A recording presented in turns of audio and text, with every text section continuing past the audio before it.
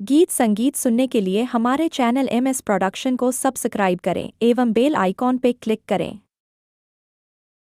तो मन नहीं कहना, ये अंगना बाहर देते, पानी ना भर देते, बर्तन ला मांज देते, तो मैं क्या कितना जानता नहीं मानना, तोर बेटी बिगड़ गई, नहीं मानना, तोर लड़का बिगड़ गई, नहीं मानना।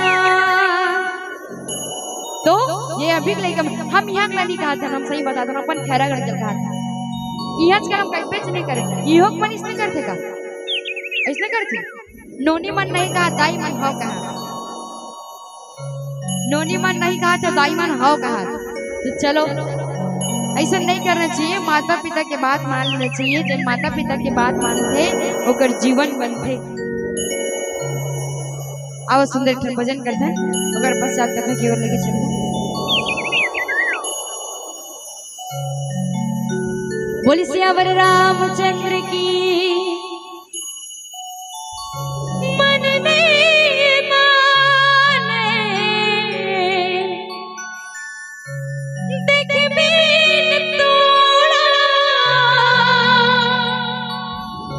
भटकते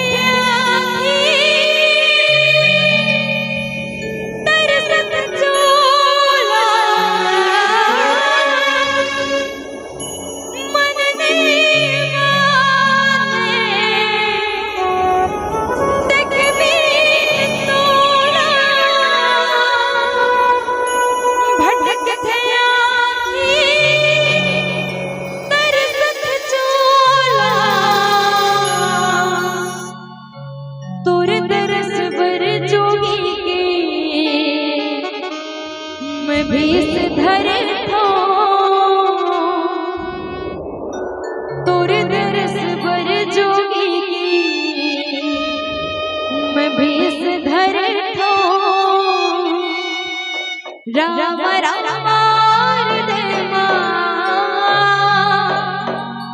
रटत